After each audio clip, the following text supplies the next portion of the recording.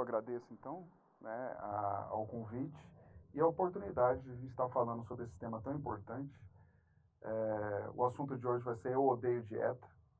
Lembrar que hoje existem mais de 10 milhões de opções de dietas no mundo. Eu brinco que se dieta fosse bom, o mundo estava magro. Daqui a pouco vai ter mais dieta que gente. E sempre a indústria da dieta lança no mercado uma dieta nova. Ou a dieta dos pontos, ou a dieta do jejum intermitente, ou é a dieta do tipo sanguíneo, ou é a dieta do low carb, ou é a dieta do paleolítico, do proteolítico, do neolítico. E as pessoas acreditam. É o que mais tem, né? É o que mais tem, são opções. E a gente entra nessa e acaba se frustrando, né? Porque hoje a obesidade não é vista como doença, a sociedade não consegue enxergar dessa maneira. E eu acho que o grande desafio hoje desse bate-papo nosso é abrir a mente das pessoas para que elas entendam, né? O tema Eu Odeio Dieta, dois pontos, não funciona. Então, como que a gente faz para resolver esse problema, que é essa epidemia do excesso de peso no Brasil e no mundo? Perfeito. Ó, pessoal, já postem as perguntas, tá? O doutor vai estar falando, escrevendo tudo sobre a questão de dieta. Ele também qual que é a especialidade, Eu doutor? sou médico, nutrólogo, né, com especialidade pela Associação Brasileira de Nutrologia. Eu sou médico toxicologista também. A gente trabalha ali no Centro de Intoxicação do Estado de Mato Grosso do Sul, vinculado à Secretaria de Estado e à Vigilância Ambiental, responsável pelas intoxicações por medicamentos, por drogas de abuso, por animais peçonhentos, por plantas tóxicas e produtos químicos. Então, é uma equipe multiprofissional que a gente trabalha ali no Estado e que a gente presta essa informação para a sociedade e para os profissionais da área de saúde. Gente do céu, vai ser É bem muito bacana. 10, pessoal. Então vamos lá, doutor, vamos Vamos. Então a gente vai começando. falar, começando a falar o Eu Odeio Dieta, lembrando que a gente está vivenciando hoje uma epidemia, mais de 50% da população brasileira hoje sofre com excesso de peso. O que isso significa? Significa que se você estiver andando na rua, olhar para o lado e tiver um magro, o gordo é você. Porque metade de nós está acima do peso. Individualmente, isso é muito ruim. Porque a questão não é só a estética, não é só o excesso de peso. Qual que é a grande questão? É que 30% dessa população tem pelo menos uma doença associada. Exemplo, eu tenho excesso de peso, ou obesidade e diabetes. Ou eu tenho excesso de peso, obesidade e pressão alta. 10% dessa população tem duas doenças associadas. Isso é muito ruim. Excesso de peso, colesterol alto e diabetes, por exemplo. Duas doenças associadas ao excesso de peso. Individualmente, isso é uma tragédia, porque você vai ter que deixar seu serviço, você vai ter que ir no médico especialista, por exemplo, no endocrinologista ou no cardiologista, vai ter que perder seu tempo, passar na farmácia, comprar remédio para baixar a pressão, comprar remédio para baixar o colesterol. Isso vai ter um impacto na sua vida pessoal e familiar, financeira, vai ter um impacto no seu serviço. Eu estou colocando isso individualmente. Coloque isso para uma cidade inteira, para um país, para uma nação doente. Então, isso tem até impacto no PIB. Isso significa que vale a pena a gente tratar o excesso de peso e obesidade como um problema de saúde pública. Eu falo que vou além. Quando uma epidemia perde o controle das autoridades, é o que a gente chama de pandemia. A pandemia não respeita classe social, nem sexo, nem idade. A gente tem um excesso de peso hoje em adultos, em crianças e em idosos, em homens e mulheres. O excesso de peso hoje acontece em classe média e em classe alta. Muitas vezes, o café da manhã de uma população mais humilde é um biscoito com refrigerante, que às vezes é mais barato do que um pão com queijo, do que uma alimentação saudável. Então, é o que a gente fala, perdeu o controle. Nossa capital sempre está, de acordo com o Vigitel, em primeiro lugar em alguma coisa. Ou a gente é a capital, ou primeiro, ou segundo, ou terceiro, que mais ganha peso no mundo, no Brasil, perdão. Ou a capital com mais obesidade, ou é a capital com mais hipertenso, ou a capital com mais diabético. E as pessoas, sempre que a Vigitel lança o dado, eles falam assim, doutor, mas isso não é ruim? A gente está em primeiro? Eu falo, não. O que é ruim é que não tem nenhuma capital no Brasil, nenhuma, que assim, em 2018 estava com 50%, e agora em 2019 baixou para 40%. A gente podia até falar, pô, o que eles fizeram lá para reduzir? todo ano a gente tem um aumento no sobrepeso, na obesidade e nas doenças associadas, né? Um aumento do sobrepeso, na obesidade e no sedentarismo. Isso é ruim. A gente está vivendo mais, mas não significa que a gente está vivendo melhor, né? Você vive muito tempo, mas com essas doenças associadas, o que é uma tragédia, né? Eu acho que pela primeira vez eu estou vendo agora, né, através do Ministério da Saúde, pelo menos criança abaixo de 2 anos, 0 açúcar. Eu achei bacana o programa do Ministério da Saúde, né? Espero que isso passe para os estados e que isso passe para os municípios também. Além disso, né, continuando, só tem um ponto que a gente sempre é em primeiro lugar, Campo Grande. É a capital, sempre que come mais carne gorda no Brasil. Isso a gente nunca perdeu de ninguém, né? Lembrar que o nosso estado é o maior produtor de gado do mundo. Aqui em Mato Grosso do Sul a gente tem mais boi que gente, né? Tem 30 milhões de cabeças de gado e 3 milhões de habitantes, são mais ou menos 10 cabeças de gado para cada habitante. Então isso aí faz parte da nossa cultura. Então a gente não pode fugir. Até porque o ato de se alimentar não é só um ato de fome. A gente come porque às vezes está triste, come porque quer se confraternizar, né? A gente come porque está ansioso. E a gente come também por uma questão geográfica, né? Se eu tivesse nascido no meio da Índia, a gente não ia estar comendo carne de boi. Mas como a gente nasceu aqui, a gente come muito. Faz parte do nosso prato, do nosso dia a dia. Mas vem uma pergunta, né? Se eu odeio dieta, odeio.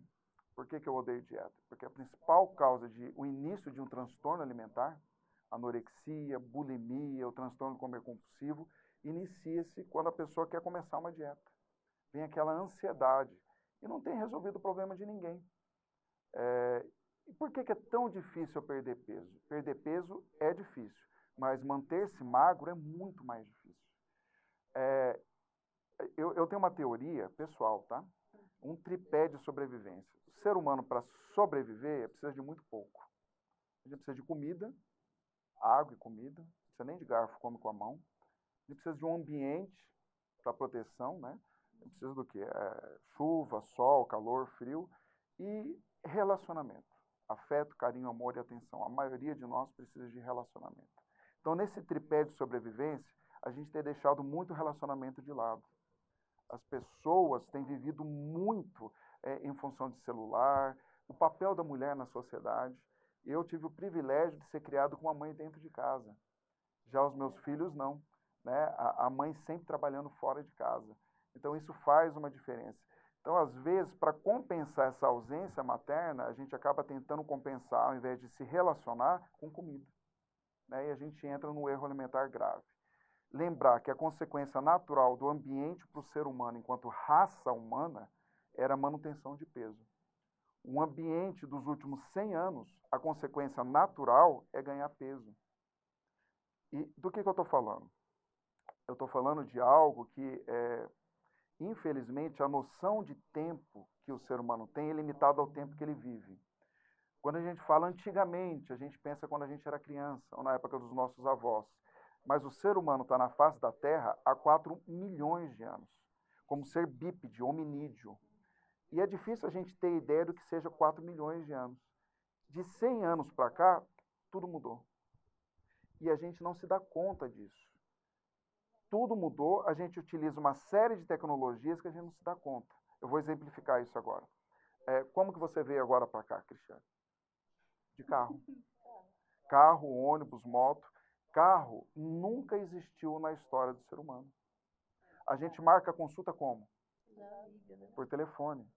Isso, para o ser humano, é uma novidade. As pessoas teriam que caminhar. O ser humano conquistou a Terra caminhando. A gente está com fome, a gente vai no mercado. Só que mercado nunca existiu. Eu estou falando que o ser humano precisava caçar, pescar, plantar, colher, acender fogueira. E eu, assim, olha o que está acontecendo. Eu estou falando de um problema que é uma doença que ninguém acha que é doença, quem está com sobrepeso não se vê doente, e que vai contra o ambiente que a gente vive. Porque as pessoas não vão deixar de usar carro, muito menos celular, e ninguém vai sair por aí caçando capivara para se alimentar. Não vai, né? Apesar de ter, né, um que é proibido. A gente não vai deixar de ir no mercado. Então, consequentemente, as pessoas vão ganhar peso. E assim, a gente tem que tratar como se a gente estivesse indo contra o ambiente que a gente vive. Mas, na verdade, isso não é do ser humano. Isso é de qualquer ser vivo. Existe uma ilha na África onde estão os maiores leões, os mais gordos, os mais pesados e os maiores. Eles não têm esforço para caçar. Tem uma manada de búfalo, eles são maiores e mais pesados que os leões do continente, que precisam ter esforço para fazer a caça. Então isso é de qualquer ser vivo. Até o ser inanimado. A gente sempre procura aquilo que é mais fácil para a gente. É natural, por isso que eu estou falando que vai contra a natureza. Se uma água está descendo um morro, ela não fica batendo na pedra, ela desvia e vai para o caminho mais fácil. Então estou falando de algo que vai contra a natureza do ser humano e de qualquer ser vivo. A gente tem que procurar aquilo que é mais difícil para a gente ter o nosso bem-estar. E isso é um foco permanente. É complicado. Estamos com a pergunta aqui, doutor, já. Ó, a Simone Martinatti. Então, a Simone pergunta, o carboidrato é um vilão para a obesidade? Na verdade, o que a gente tem vivido hoje, não é que o carboidrato é um vilão, não. É uma intoxicação crônica por carboidrato. Tudo em excesso faz mal.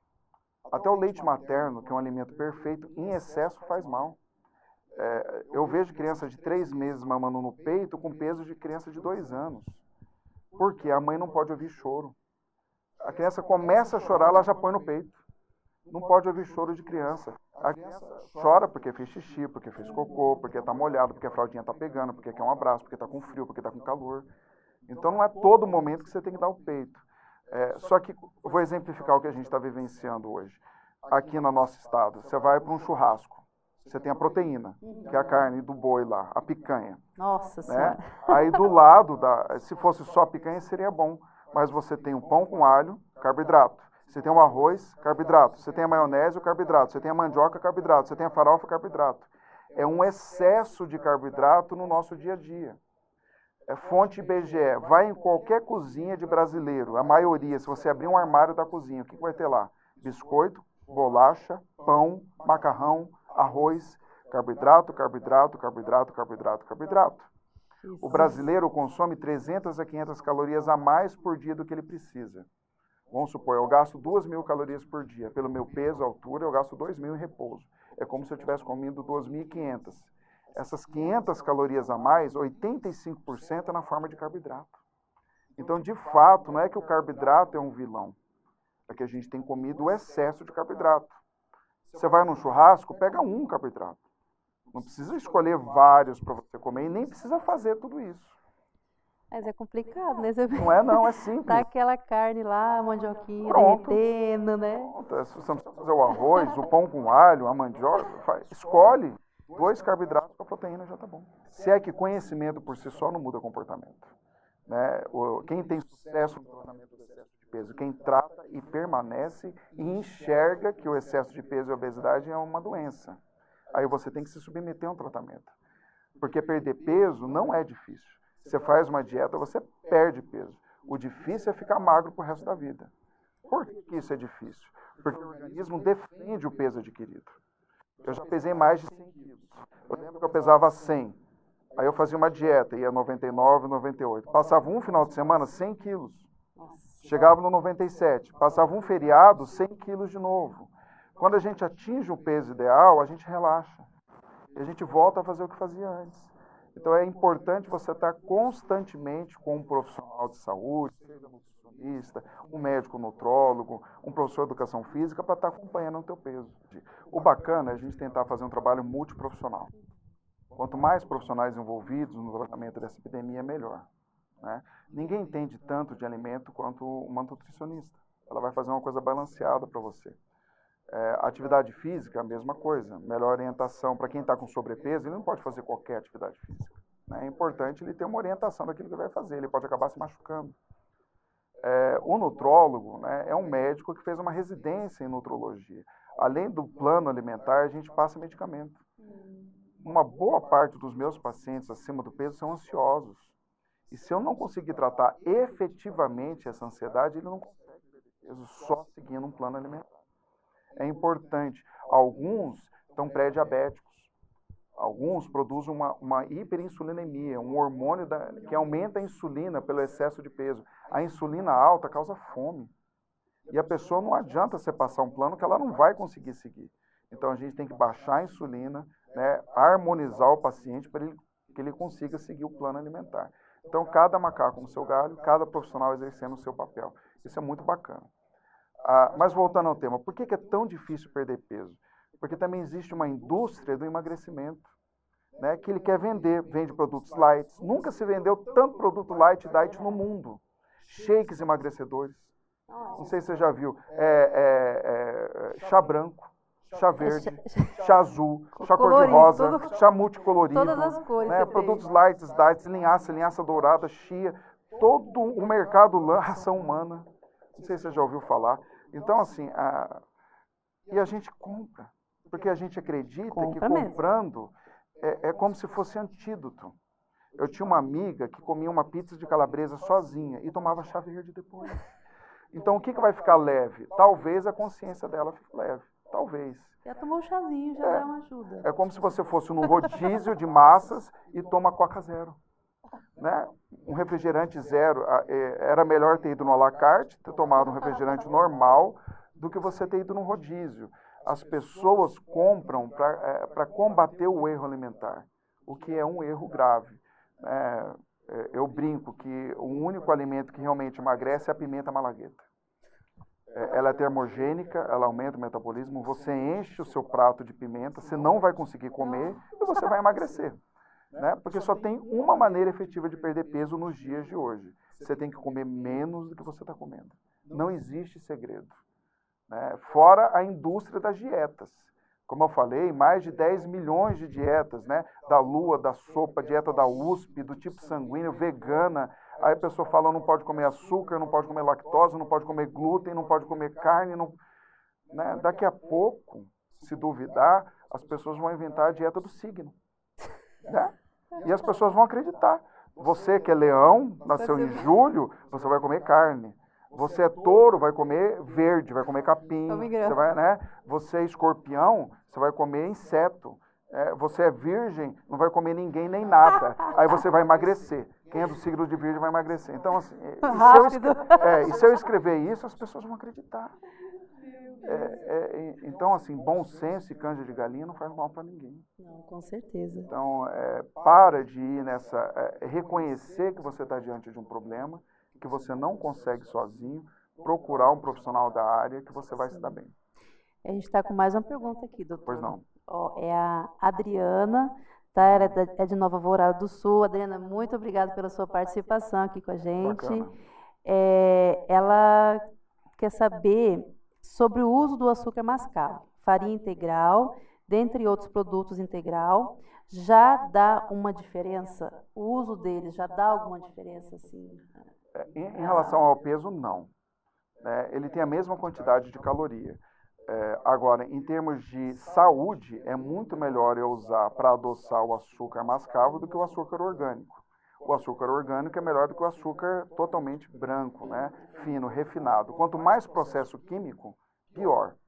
É lógico que o produto integral ele tem uma série de substâncias que a gente tem até uma capacitação só sobre isso em alimentos funcionais. Se vocês tiverem interesse, a gente vem falar só sobre isso. Com certeza, mais ou menos uma hora sobre isso. É uma delícia. Nossa, gente. A gente fala que a melhor maneira de você adoçar é o mel de abelha silvestre. Não existe na natureza nenhum produto tão bom, anti-inflamatório, antiviral, antibacteriano, antifúngico, quanto o mel de abelha. Então, ao invés de usar o açúcar, que use o mel. Eu não tenho esse costume, doutor, então açúcar mascavo. É bem melhor. Não é para perder peso, mas é para gerar saúde cardiovascular, saúde cardiocirculatória, melhorar os produtos integrais. E também, assim, em relação à quantidade do integral, por mais que vou comer um arroz integral, posso comer 4, 5 colheres. Então, pão integral, gente, então pode ser metade do pãozinho. Então, não é porque é integral que eu posso comer mais. Porque as pessoas se enganam. Isso aqui é light, é leve, tem 25, aí vai lá e enche. Né? É melhor você comer o normal e passar menos. Tem que comer menos. Não adianta se enganar. Doutor, lá em casa é só leite desnatado. Aí a pessoa põe 50 colheres de Nescau, fica preto, mas é leite desnatado. Não é? Aí eu comprei aquela frigideira, lá em casa é tudo grelhado. Air fry. George Foreman, né? Aquele grelhado. Aí você faz ponta de peito e picanha e não resolve.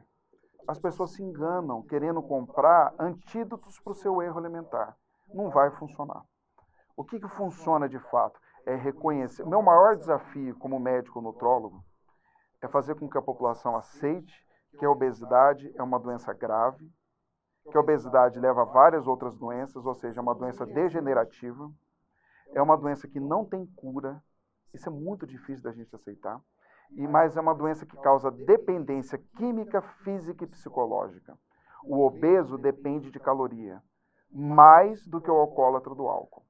O obeso depende de caloria mais do que o fumante pela nicotina.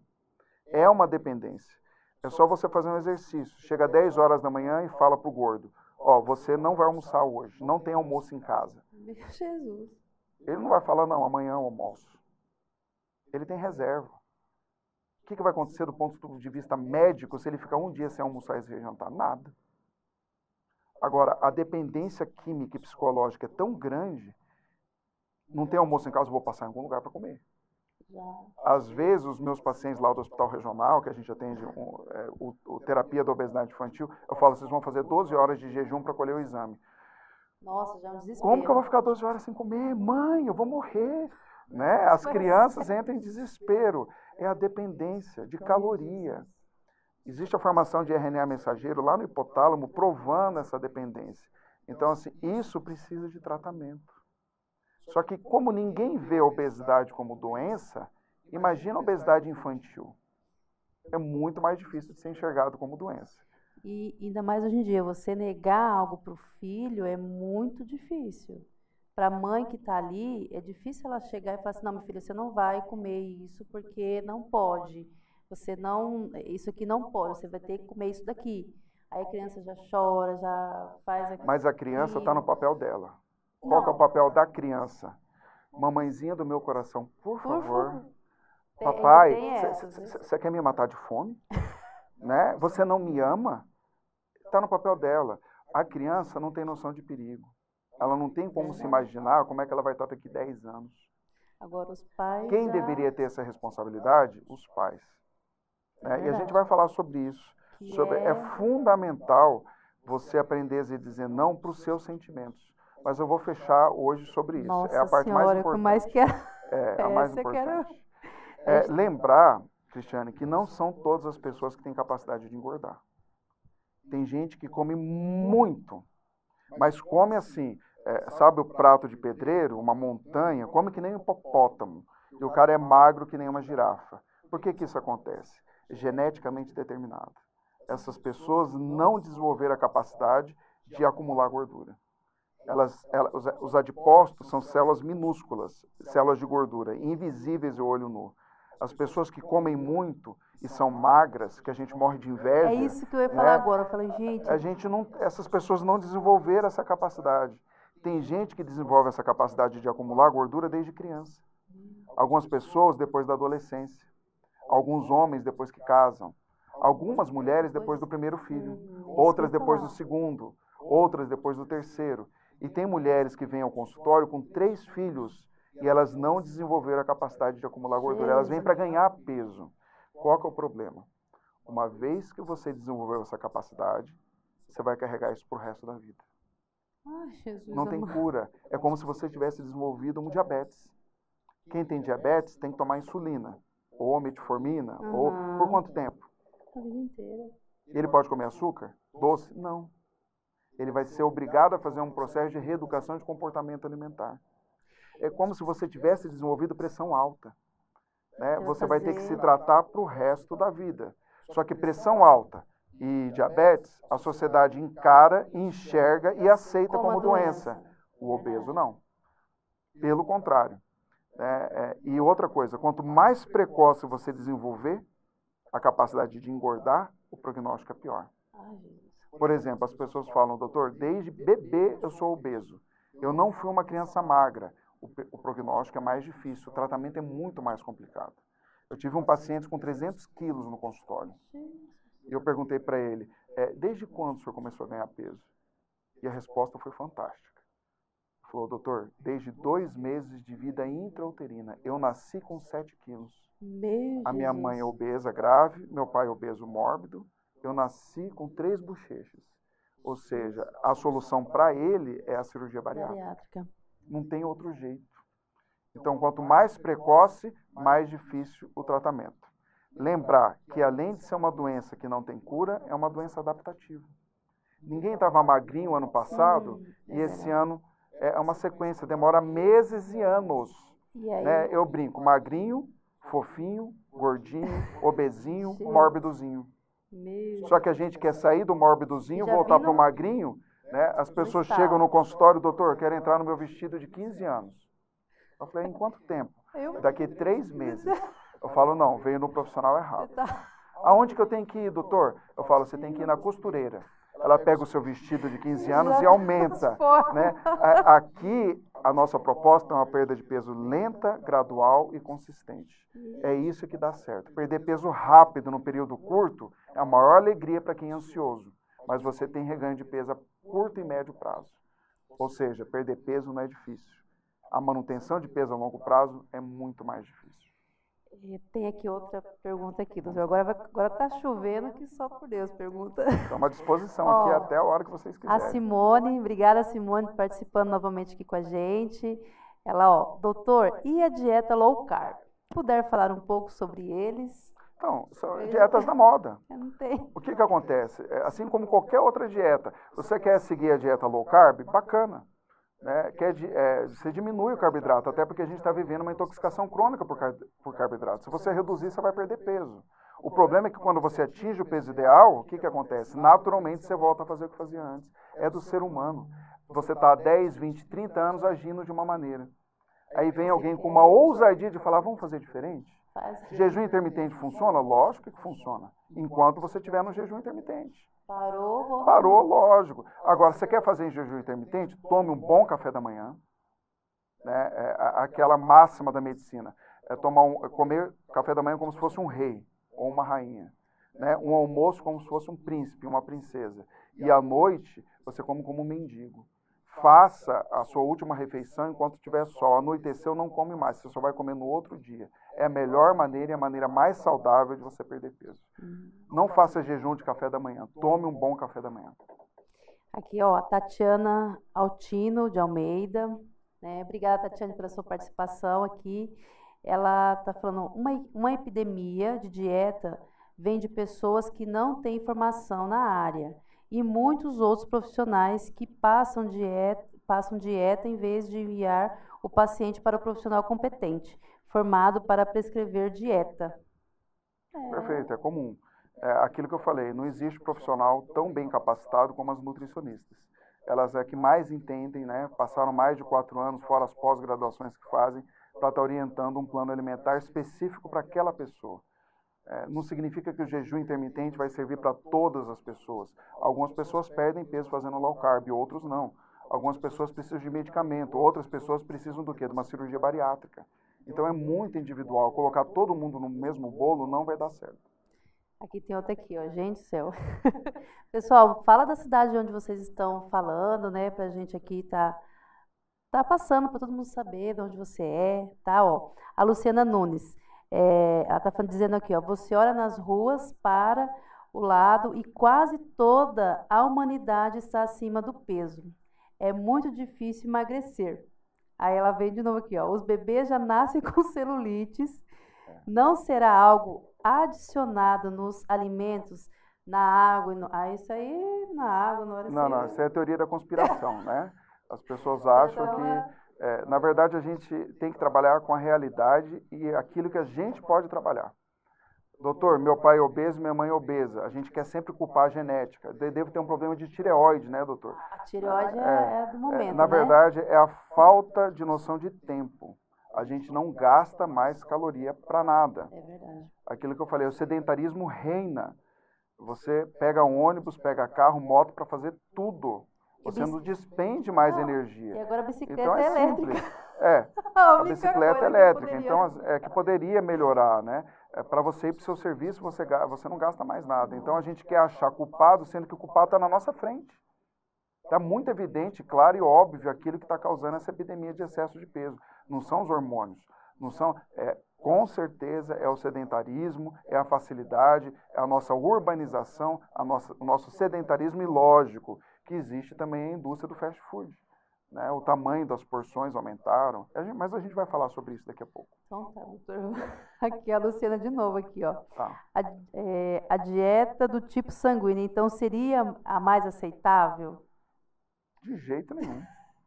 Não é porque você é A que você vai... O meu é A positivo. Então, aí você vai ter, né? Eles falam que o O tem que comer carne. E as pessoas acreditam nisso. Ah, você é O porque a sua origem é de caçador, pescador, então você tem que comer carne. Se você é A porque os seus ancestrais são do... Pô, é como se fosse signo do zodíaco, né? Você é do leão e tem... Se eu escrever um livro sobre dieta do signo, as pessoas vão acreditar. E alguns vão seguir, eu acho que vai ser um best-seller. Mas eu não tenho coragem de fazer isso, não. Fora, eu estava falando, obesidade, doença, que também altera a autoestima da pessoa. Ah, com certeza. Né? A criança sofre isso na escola. Sim, e muito. Às vezes ele tem apelido, dentro de casa. Sim. Vem cá, fofinha da mamãe, ó o gordinho do papai, a criança tem nome e sobrenome, e você estigmatiza. O adolescente com excesso de peso sofre preconceito. Por isso que eu falo, vale a pena a gente tratar o excesso de peso, quanto mais precoce o tratamento, melhor. Em todos os aspectos, físicos e emocionais. Para a criança, para o adolescente, para o adulto e para o idoso. Então, envolvendo todo mundo, é algo que tem que envolver toda a sociedade. Não, isso é verdade. E a gente vai ficar essa questão de bullying, de tanta coisa que agora as pessoas vêm para, não pode falar, você é bullying com a criança, é bullying até no trabalho, em todos os locais, né? Uhum. Mas a questão é a conscientização de que tem que tratar, né? Que você precisa ter uma atenção diferenciada, precisa de um tempo, e é o que eu acho que eu falo, né, isso é minha visão, doutor. Sim.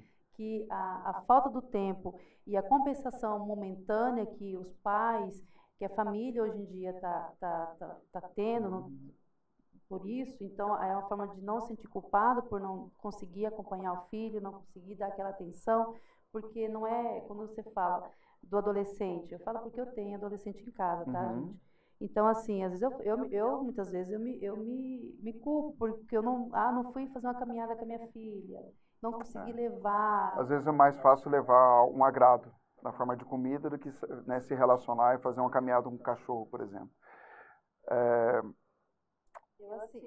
Eu vou falar bem sobre isso. Eu vou te dar um outro ponto de vista para você melhorar essa imagem. Eu estou aproveitando, gente, aqui, já estou pegando a dica aí. Vocês que estão aí, ó, pode mandar aqui, que o doutor está aqui respondendo. Agora, por que ninguém vê como doença? Por que a gente não consegue ver, principalmente, uma criança obesa como uma criança doente? É simples. Freud descobriu algo fantástico, que é o inconsciente. Mas um discípulo dele descobriu algo mais interessante, que é o inconsciente coletivo. Durante milhões de anos, ganhar peso para o ser humano nunca foi uma coisa ruim.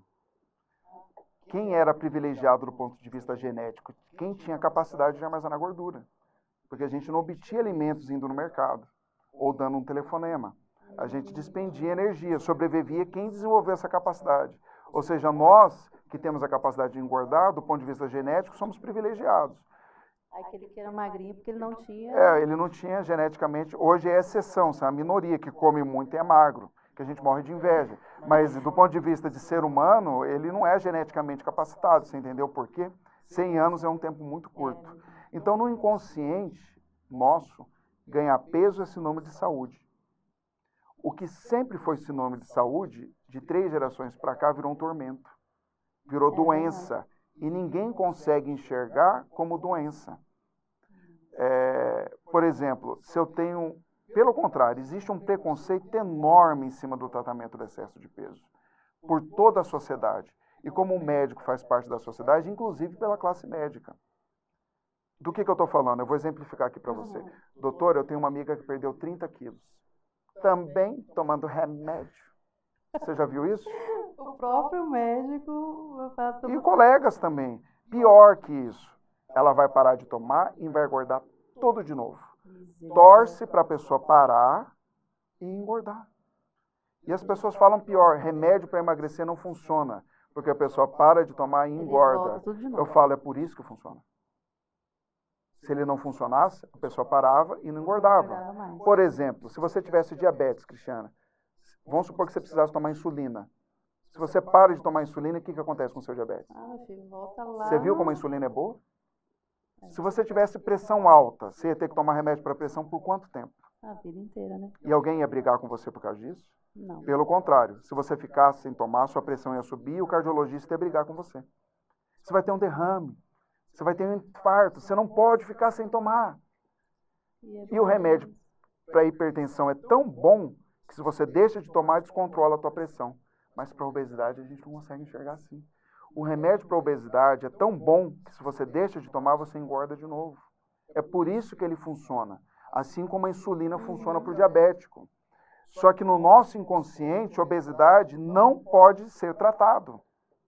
É um preconceito. Então, a gente quebrar esse paradigma, quebrar esse sofisma, é o maior desafio que eu tenho com a sociedade. E outra coisa também, a pessoa que é obesa, até no trabalho, se ela vai, a pessoa não vê ela como, ela tem uma doença, precisa tratar, não. Vê como a pessoa que ela tem preguiça. E ela acaba se enxergando assim. E ela acaba tentando medidas heróicas. Uma delas é o jejum intermitente. Muitos chegam no consultório e falam, não, doutor, a partir de hoje eu não janto mais. Em nome do Jesus. Oh, meu Deus. Aí a primeira noite ele consegue. Aí a segunda noite ele quase morre de fome, dorme com fome, mas consegue. Na terceira noite ele está sentindo o cheiro do churrasco do vizinho da quinta quadra, come pelas noites que ele não comeu e vem a sensação de culpa. Você entendeu? Sim. Por quê? Porque ele não reconhece que ele está diante de uma doença que tem tratamento.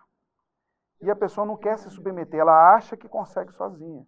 Porque às vezes você quer perder peso, você precisa perder peso, e o pior, você sabe o que precisa fazer para perder. Mas o fato de você ter conhecimento não muda comportamento. Não muda. Se conhecimento mudasse comportamento, toda nutricionista era magrinha. Se conhecimento mudasse comportamento, nenhum médico fumava. E eu tenho professor, de pneumologia, com doutorado, que morreu fumando com câncer. Misericórdia. Se conhecimento mudasse comportamento, não tinha professor de educação física sedentário. Então não basta o conhecimento ele é importante. Mas a ajuda de um profissional, muitas vezes, é fundamental para você ter sucesso no seu tratamento do excesso de peso. Para isso, você precisa enxergar que está diante de uma doença grave. Se você não acha que está diante de uma doença, você vai achar que a culpa é tua, você não vai se submeter a um tratamento e você vai passar por vários períodos e vai patinar. Obrigada, viu, Ari? E aqui é a Mari Sandra Loureiro, de Campo Grande, tá, Mari? Perguntando qual é o vilão da obesidade, açúcar ou carboidrato? Tá. Então, Obrigada, viu, Sandra? Vamos falar de uma alimentação de uma maneira geral. Eu vou falar onde a Mari chegou. Um abraço para a Mari Sandra, um abraço para a Mari Estela, para a Mari Lúcia e para a Mari Ângela, que são 4 irmãs, né, filhas da Dona Amada, né, que são amigos do papai lá desde o seu Loureiro. Bem, remédios para o excesso de peso. Primeiro, a alimentação. Qual que é o primeiro passo da alimentação? A gente vai chegar na resposta da Marissandra. O profissional, ele precisa respeitar o hábito alimentar da família. O que é um erro grave? A pessoa chega no consultório, doutor, eu como arroz, frango e salada. O que não pode?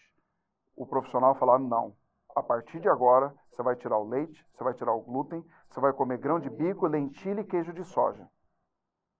Se eu mudar radicalmente o hábito alimentar, a pessoa vai seguir por quanto tempo? 1 mês? 2 meses? Se alguém passar queijo de soja, tofu para mim, eu tofu. Porque eu não vou seguir isso aí. É horrível, eu não gosto.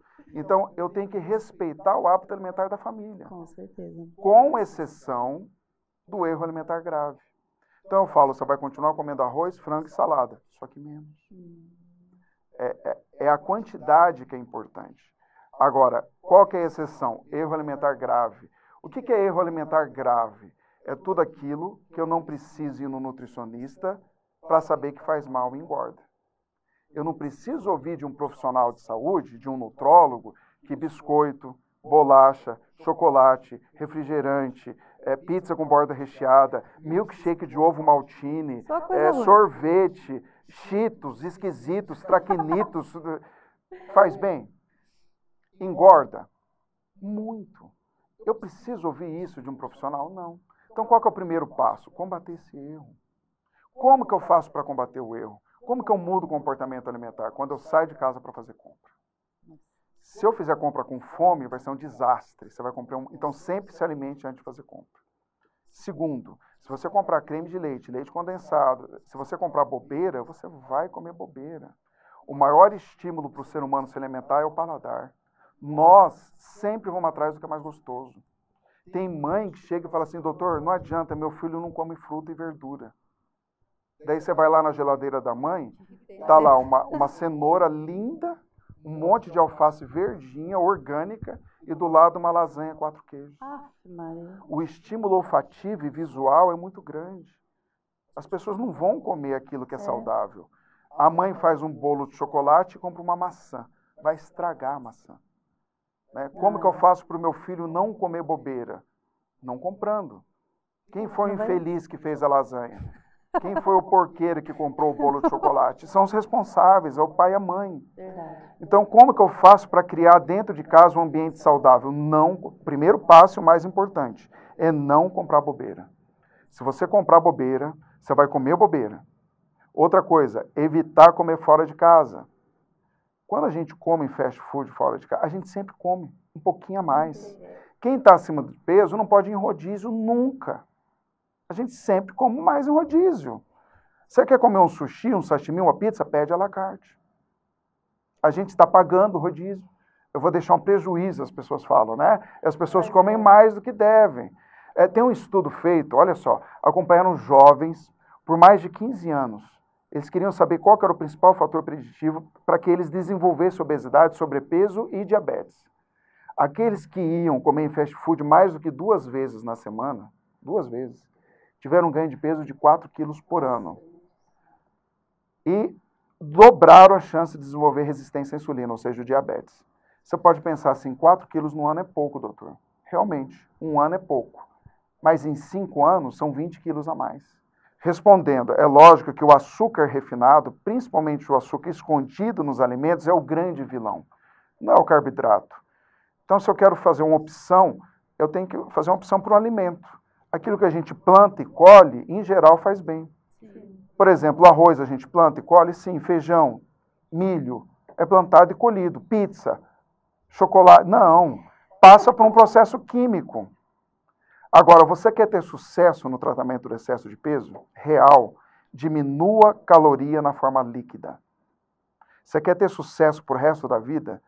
Você tem que abandonar o refrigerante e abandonar o suco de fruta. Muita gente entra no consultório, bate no peito, doutor, eu não tomo refrigerante.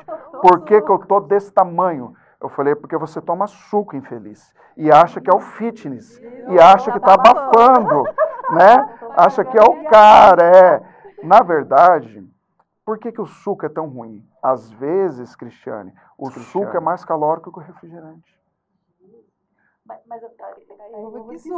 Até o suco natural. Vou dar o exemplo da laranja. Você espreme a laranja, o que você está tirando dela? Glicose e frutose, carboidrato líquido, que é rapidamente absorvido pelo seu intestino. Isso vai fazer um pico de glicose. O seu organismo, para combater, faz um pico de insulina. Isso gera fome e rebote, porque você vai ter uma hipoglicemia. Então, eu peço para todos os meus pacientes substituírem o suco pela fruta. A partir de hoje, você quer ficar magro para o resto da vida? Não tome o suco de laranja, coma a laranja. Quando eu espremo a laranja, a parte mais nobre da laranja, que são as fibras, eu estou jogando fora. A fibra gera saciedade. As principais vitaminas estão na fibra. Aquilo que vai fazer mais bem está na fibra. Não tome o suco de uva, coma a uva. Não é para você tomar a partir de hoje o suco de pêssego, é para você comer o pêssego. Mas mesmo natural, Campo Grande, Mato Grosso do Sul e o Brasil, de uma maneira geral, normalmente faz frio ou calor? Muito calor. Qual que é o maior estímulo para o ser humano se alimentar? Paladar. Você abre a geladeira, você está com sede. Você quer tomar, tem água e suco. O que você vai tomar? Suco. Porque você acha assim, eu não tomo refrigerante. 1 litro de suco de laranja são mais de 1000 calorias. Porque são 10 laranjas. Aí de manhã você toma um copo de suco de laranja porque você acha que é fitness. Você está suando no meio da manhã, você toma mais um copo. Depois do almoço, mais um copo. A tardezinha está muito quente, você toma um copo. Já foram 1 litro. Foram mais de 1.000 calorias, que tem gente que nem consegue gastar isso tudo num dia. Então, quer ficar magro pro resto da vida? Abandone o suco, o refrigerante, toda a caloria na forma líquida, inclusive a cerveja, que é a mistura da cevada, carboidrato, com álcool. Lembrar que o álcool é extremamente calórico. 1 grama de carboidrato, 4 quilocalorias. 1 grama de proteína, 4 quilocalorias. 1 grama de álcool, 7 a 8. É o dobro. Então tem gente que fala, eu tenho a barriguinha de cerveja. É real. Então, a partir de hoje, você quer ter sucesso no tratamento? Passa ali aquele copo para mim, por favor. Para matar a sede, a partir de hoje, para matar a sede é água. Água é bom, barato e é zero. E assim, sempre a gente usou isso aqui. É uma maneira simples e eficiente de você abandonar o suco e o refrigerante. Nenhum tipo de suco? Não. Tem 2 sucos que a gente libera. A limonada com adoçante, até porque ninguém vai sair comendo limão por aí. Né? Não dá para substituir o suco pela fruta. Quer ver uma outra opção? Suco de maracujá. Você pode tomar à noite para você dormir. Ele é calmante. E uma opção boa aqui em Mato Grosso do Sul, em Campo Grande, é o tereré. 0 caloria. É termogênico e faz parte da nossa cultura. E tem um gostinho, tem tereré de abacaxi, tem tereré puro, tereré com limão, né? Mas nada tão saudável quanto a água. Aqui a Andréia Correia, ela está falando que é pós-bariátrica. O que faz acelerar a perda de peso sem correr o risco de engordar novamente? Sou Andréia, é de Campo Grande. Obrigada, Andréia, pela sua participação. E aí, doutor, como que... Assim, existe uma série de remédios, né, que não são necessariamente medicamentos. A gente quer atrás de termogênico, a gente quer atrás de uma série de soluções mágicas que não existem. Aquela capacidade de pegar um adipócito, fazer hipertrofia, hiperplasia, ou seja, acumular gordura, nem a cirurgia bariátrica reduz isso. Eu conheço várias pessoas que fizeram a bariátrica e engordaram de novo. Por quê? Porque a pessoa faz a bariátrica, nunca mais vai no nutricionista, abandona o nutrólogo, não vai na nutricionista, não vai no médico e nem no psicólogo. Ela acha que a bariátrica é o fim. Acabou. Não, a bariátrica não é o fim, é o começo de um novo estilo de vida. Quem tem sucesso no tratamento do excesso de peso, da obesidade, quem trata e permanece no tratamento.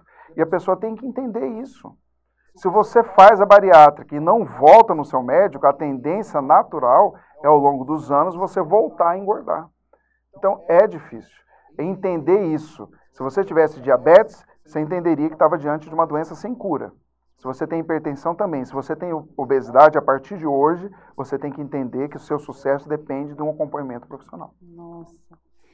Aí a André respondeu a sua dúvida aí, e que nós estamos com a Francis Cardoso, aqui da Santa Casa. Francis, obrigada pela sua participação aqui com a gente. Ela está perguntando que ela gostaria de saber de uma abordagem a respeito da forma como comer.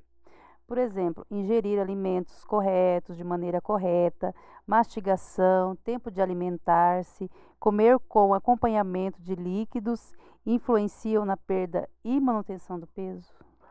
Na verdade, a quantidade é o mais importante. Respondendo à pergunta anterior, existe alguma maneira de acelerar o metabolismo? Sim, combatendo o sedentarismo, fazendo alguma atividade física. Atividade física não é exercício físico. E a gente vai falar daqui a pouco a diferença de um para o outro, tá? Tem alguma maneira correta de se alimentar? Sim. Longe da televisão, longe do celular. Você tem que ter um tempo para você com você mesmo. Né? Eu quero perder peso, a mastigação. Sistema estomatognático, né? Quanto maior a mastigação, maior a sensação de saciedade. Por isso que a folha verde é interessante. Você encher o prato de alface, de brócolis, de acelga. Por que isso é importante? Porque ninguém consegue engolir uma alface sem mastigar. Você precisa mastigar a folha verde. Então é importante isso que ela falou. A mastigação é fundamental para eu ter sucesso no tratamento do excesso de peso. Enche, né, verduras verdes, verduras e legumes. Ah, doutor, eu não gosto de verdura, eu não gosto de legume. Que bom, você vai comer menos. Né? É a maneira melhor que tem para perder peso. Alimentos altamente palatáveis não geram saciedade. Então, assim, evita comer, você não pode comer pensando só no seu prazer. Você tem que comer também pensando na tua saúde. Lembrar, a pessoa quer seguir uma dieta, tem gente que precisa. Você quer seguir uma dieta? Faz a dieta do 1. Eu vou te falar. Então, assim, a dieta do 1 é algo que eu inventei, tá? É de manhã, um pão, com uma fatia de queijo, um copo de iogurte, Você quer almoçar? Um prato, você nunca vai repetir. Uma escumadeira de arroz, uma concha de feijão, um pedaço de frango ou um bife. Tudo um. Eu quero comer no intervalo. O que eu tenho que comer? Uma fruta, uma maçã, uma pera, um pêssego. São alimentos que têm pectina, que inibem a absorção de gordura. Né? Eu quero fazer um lanche no meio da tarde. Um lanche, um pão. Você entendeu? Eu quero comer um ovo, que é um alimento excelente. Um ovo. Você entendeu? Tudo um.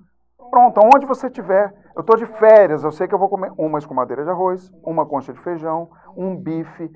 Agora, as pessoas não adianta querer se enganar. O doutor Sandro falou que é tudo um litro de iogurte, para mim, não. Uma pizza, não, é uma fatia de pizza. Dieta do uma fatia. Então não adianta se enganar, porque as pessoas deturpam tudo, né? Então, assim, dieta do 1, aonde você estiver, você vai seguir. É interessante, é uma maneira simples. É um prato. Acabou. Coma num prato pequeno. O teu cérebro vai achar que enchendo um prato pequeno é melhor que você pegar um prato enorme e deixar ele vazio. Então, um prato pequeno, o que não pode é repetir. Né? Quem está acima do peso não pode repetir. O problema são as pessoas que sentem fome depois, não geram saciedade. Aí é importante a medicação. Mas a gente vai falar daqui a pouquinho sobre isso. Tá, olha aqui, ó. A Jaziele Ribeiro, ela quer saber, obrigada Jaziele pela sua participação, o que causa celulite e estrias? É a forma como nos alimentamos? Também, mas é muito mais a parte genética. Tem gente que tem geneticamente essa predisposição a desenvolver estria. Quando você tem o estirão do crescimento na puberdade, é muito comum o surgimento de estrias, né? E aí não tem muito o que fazer. Né? Lógico que se você tiver uma alimentação e principalmente a prática de atividade física, a questão da celulite reduz bastante. A questão do refrigerante. Também. É verdade. É verdade. Está relacionado também ao uso, a essa epidemia aí de celulite, né? Tô falando mate. Tipo de mate leão, feito em casa. Pode? Pode. Não vejo nenhum, é um chá, né? Tá. Muitas dúvidas que algumas mães têm. Né? Doutor, eu tenho um filho obeso e um filho gordo. E um filho magrinho. O que eu faço? Independente de peso. Todo mundo, a nossa proposta é uma reeducação de comportamento para a família. Eu prefiro ter um paciente com sobrepeso, tendo uma alimentação saudável, né, que faça alguma atividade física, do que um magrinho sedentário que come tudo errado. Às vezes o magrinho que come errado, ele terá uma série de problemas de saúde muito maior do que o gordinho que faz atividade física e come bem. Então, todo mundo a alimentação saudável não é porque ele está gordo e ele está magro, não é porque alguém tem sobrepeso ou não. Isso vai fazer bem para a família. Quanto mais gente envolvida no tratamento do excesso de peso, melhor. Pai, mãe, vovó, tio, tia. Quanto mais gente envolvida, melhor. Eu, quando terminei minha segunda residência em terapia intensiva pediátrica, que eu lidava com crianças dentro do CTI, inclusive uma época de uma residência médica extremamente conceituada, com professores do mais alto gabarito. Dentro da UTI, eu tinha um professor, Joel, de Freitas, inclusive um nefrologista, que a gente estava vendo nutrição interal e parenteral. E eu via que as crianças melhoravam muito mais com suporte alimentar do que com antibiótico. A alimentação fazia aquele up. Eu falei, poxa.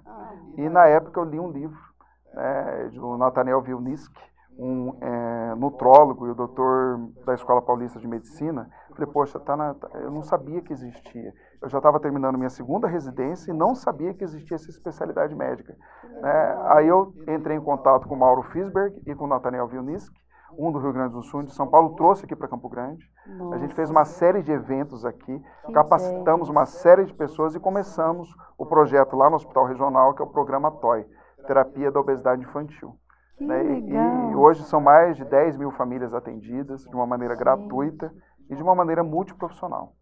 É bom as pessoas saberem. E esse é um canal de comunicação, sim, né? Ajudar as pessoas a saberem. É importante para a gente poder estar divulgando o trabalho que tem, né? Porque eu falo porque, como profissional da área da saúde também, é algo que eu fui conhecer também há pouco tempo. Exatamente. A saber, gente, mas e tem um médico nutrólogo, então exatamente. Como que é esse profissional? E as pessoas não entendem, né? Isso. É a mesma Às vezes coisa. Assim, não, mas tem que ser o nutricionista. É a mesma diferença entre o psicólogo e o psiquiatra.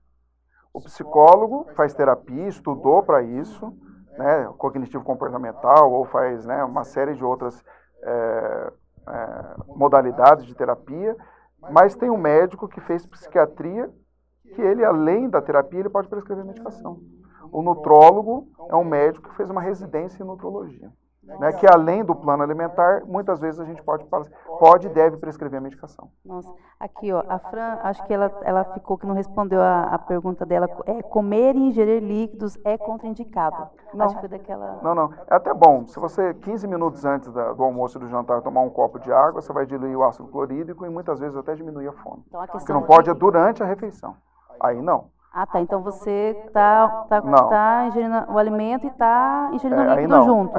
Aí não. Não. 15, 20 minutinhos antes deve. Existe assim uma quantidade de ml assim? Não. Um copo. Dieta do lembra? Tudo Ó, um chegando de novo aí. De novo. Ó, aqui a Jaiele Ribeiro.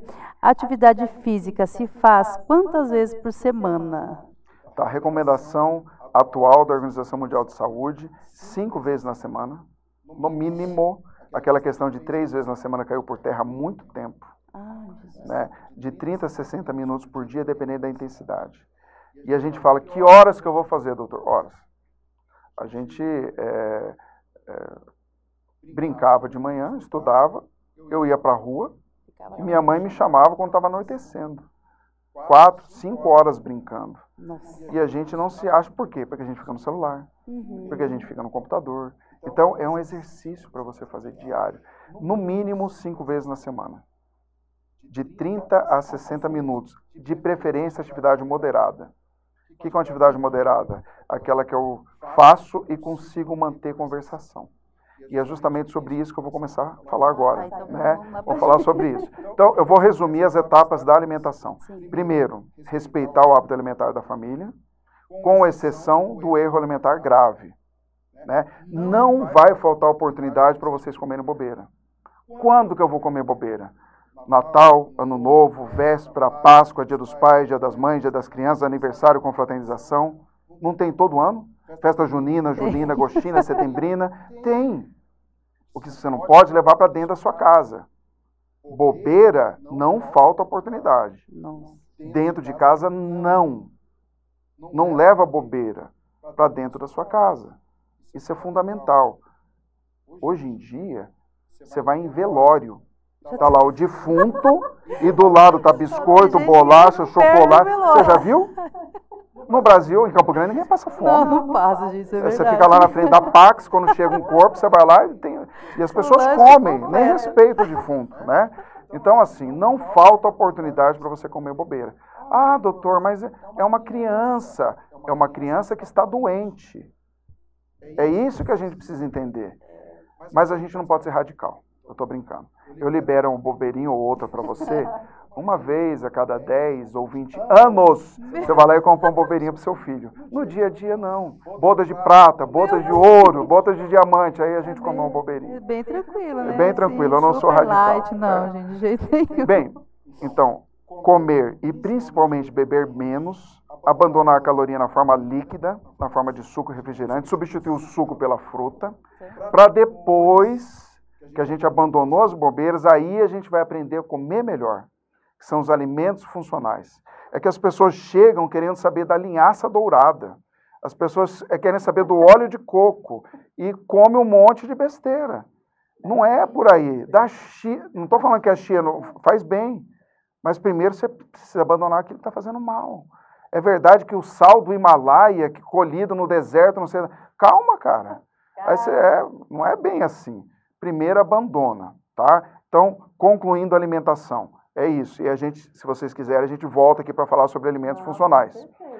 Agora, em relação à atividade física, por que que é importante? Em todos os aspectos da sua vida. Reduz o isolamento social, mantém a autonomia, aumenta o bem-estar, reduz o estresse, melhora a autoestima. Então, a atividade física não tem nenhuma contraindicação. Eu acho que, assim, diminui depressão. É algo bom. Diminui a mortalidade cardiovascular, que é a principal causa de morte no nosso país. Para você ter uma ideia, uma morte a cada 2 minutos no Brasil. Então, a atividade física, e quando a gente era criança, a gente fazia 3 vezes na semana na escola. Hoje em dia, se tiver uma vez, é muito. Então, a escola tem seu papel também. O professor de educação física, e a gente está disposto a fazer isso, a fazer uma parceria com a Secretaria Municipal de Educação, Secretaria Estadual de Educação, envolver os professores, a gente faz aquele diagnóstico. O diagnóstico mais fácil que tem em medicina é a obesidade infantil. Toda criança que não pareça magra tem no mínimo sobrepeso. Vamos investir na prevenção, né? Eu estou disposto a fazer isso, né? Eu tenho tempo para fazer isso. Então, em relação à atividade física, qual que é o primeiro passo e o mais importante? É combater o sedentarismo. É o mais importante. As pessoas querem saber, doutor, qual que é o melhor exercício do mundo que existe em todos os tempos para eu poder perder peso? Calma, cara. Primeiro você tem que sair do sedentarismo. Saia da frente do seu celular. Isso é o mais importante. Né? Eu sempre falo para quem está acima do peso, o melhor que tem é começar com uma caminhada. Você não precisa de uma bola, você não precisa de uma raquete, você não precisa de uma quadra, você precisa de um tênis. Então começa com a caminhada. A gente começa com quanto? 30 minutos por dia. É o ideal. Mais que isso, você vai ter lesão osteomuscular. Ou você compra um aparelhinho chamado passômetro ou pedômetro, R$50. Às vezes você consegue baixar no seu celular. Ele conta a quantidade de passos que você dá por dia. É muito bacana. Isso conta tudo. Por exemplo, você quer chegar no serviço, você quer colocar o carro mais próximo possível. Né? Se pudesse, você deixava seu filho dentro da escola. Deixa uma quadra antes. Acorda um pouquinho mais cedo. Tudo conta. Todos os passos que você dá. Quando a gente faz menos de 5.000 passos por dia, você é considerado um ser humano sedentário. Em geral, o ser humano faz 2.000 a 2.500 passos por dia no seu dia a dia, até no trabalho. Conta. Então você aumenta 500 passos por semana até você não dormir enquanto não fizer os 5.000 passos. Foi dormir, está com 4.000 passos lá no aparelho, você dá uma volta na quadra. Vai andar com o cachorro, vai fazer uma jardinagem, tudo conta. Então é bacana isso. A melhor atividade física que existe, de preferência, depois que você já fez os 5.000 passos, procura fazer um exercício que te dê prazer. Não faça por obrigação. Quando a gente faz por obrigação, existe uma indústria do emagrecimento que quer vender aparelho. Coloca o nadador olímpico em cima de uma máquina e você fala, eu vou comprar. 1, 2, no terceiro mês vira cabide. Eu vou me matricular numa academia, mas se você odeia academia, você vai pagar 1, 2, no terceiro mês você paga e não vai. Procura algo que crie expectativa em você. Por exemplo, eu nado. Tem uma equipe de nadadores master lá do Rádio Clube. Inclusive, a gente foi no Sul-Americana agora, lá em Assunção. A gente foi nadar lá. Quando um falta, o outro já chama. Vem cá, por que você não foi? A gente faz brincadeira, desafios, né? Inclusive, eu desafiei 2 colegas aí para uma competição, né? Vai ter o estadual aqui no final do mês. Né? O Alexandre Rampazzo e o Joacir Mariano, no 50 borboleta. A gente vai lá brincar. É gostoso fazer isso. Agora, é algo que eu organizo todo o meu dia, para as 18h30 eu estar lá nadando. É algo que cria expectativa. Todo final de semana, aos sábados à tarde, a gente joga bribol na casa de um colega, né, que é vôlei dentro da água. Mas assim, na sexta-feira já está um ligando para o outro. Descubra algo que você faça com prazer. Então, eu acho que a grande dificuldade é a gente conseguir ter essa educação, conseguir ter esse planejamento, tirar a família da TV, tirar a família do celular, do computador, os filhos, e conseguir envolver toda a família. Como que a gente consegue isso? Dando o primeiro passo. Então vamos lá, gente. Começando. Não tem outra maneira. Qual é a fórmula? É o primeiro passo. É dando o primeiro passo. É pegar na mão e vamos, né, e se animar. E por isso que é importante ter um profissional por trás. Por exemplo, o professor de educação física. Tenta achar um chato. Ô, Cristiano, por que você não veio? Você entendeu? Quanto mais chato, melhor. Né? Atividade física, qualquer uma jardinagem, Andar de bicicleta, de patins, de patinete, qualquer bike, passear com cachorro. Vai fazer bem para você e para o seu pet. Né? Qualquer exercício, no mínimo 30 minutos por dia. E não precisa ser 30 minutos seguidos. Você pode fazer 15 minutos de manhã e 15 minutos à noite. A perda de peso é maior do que você fazer 30 minutos seguidos. Você pode... outra opção, você pode fazer amor. 15 minutos de manhã, 15 minutos à noite. 5 vezes na semana. Ou 30 minutos, chegando até 60 minutos por dia, todos os dias. É uma opção também para quem gosta. E é uma atividade física com prazer. Benza a Deus, né? Tem que ter fôlego. Aqui, ó. Mais uma pergunta aqui. Pessoal, manda um nome, né? A cidade onde vocês estão falando, para a gente estar falando aqui ao vivo. Quem está com glicose alterada tem que fazer uma dieta diferenciada? Quem tem glicose acima de 100, a gente já considera a pessoa pré-diabética. Se a pessoa tem uma glicose acima de 120, além da alimentação, ela tem que fazer atividade física para baixar essa glicose, necessariamente. Tem que ingerir alimentos com baixo índice glicêmico. Os carboidratos integrais, né, os carboidratos com baixo índice glicêmico, como a batata doce, né? Então, tem que ser diferente, sim. Quem tem glicose elevada, o tratamento é diferenciado. E deixa eu só fazer a pergunta. Em questão da alimentação, para quem faz exercício físico, antes e depois, a gente fala pré-treino, pós-treino, o que seria o ideal para a pessoa que quer a perda de gordura mesmo, perda de peso? Ok. Então, se a pessoa quiser perder peso, entender que no ambiente que a gente vive, a única maneira que ela tem para perder peso efetivamente é comendo menos. Muita gente entra na academia, chega no consultório, ganhou 1 quilo. Doutor, eu estou trocando gordura por músculo, né? Eu falo, não. Você está engordando mesmo. Mas por quê, doutor? Porque você fica 1 hora na academia, aí você chega em casa, se dá o direito de comer um pouquinho a mais. Porque você tem a ilusão que gastou 10.000 calorias lá.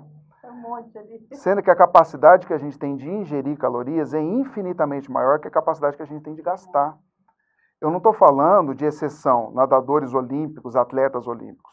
Eu estou falando das pessoas comuns, que fazem meia hora, 1 hora, 1 hora e meia de atividade física. Agora, pós-treino, o que é o ideal? Se você quer ganhar massa magra e queimar gordura, você aumentar a ingesta de proteína de alto valor biológico. Por exemplo, o ovo. 95% do ovo, da clara do ovo, é albumina. É a proteína mais biodisponível que tem para o ser humano. Você faz um omelete e come. Né? E reduz muito o carboidrato à noite, que você vai ver que você vai ter sucesso no tratamento. Faz um omelete com queijo e me chama. Né? Me chama que eu gosto. Eu amo ovo. Mas ninguém consegue comer a vida inteira. É por isso que eu odeio dieta. Não resolve. Você tem que seguir aquilo ali para o resto da vida. Para isso, você tem que respeitar o hábito alimentar e a cultura da pessoa. Você nunca comeu ovo. Quem é que vai conseguir comer só ovo a vida inteira? A manutenção de peso você consegue com 30 minutos por dia. Agora, se você quer utilizar o exercício físico como um medicamento, no mínimo 60 minutos. No mínimo.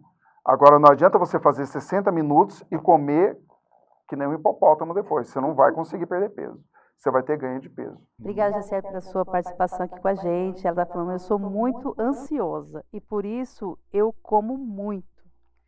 Né? Aí ela quer saber como posso controlar. Existe uma série de medicamentos para a ansiedade.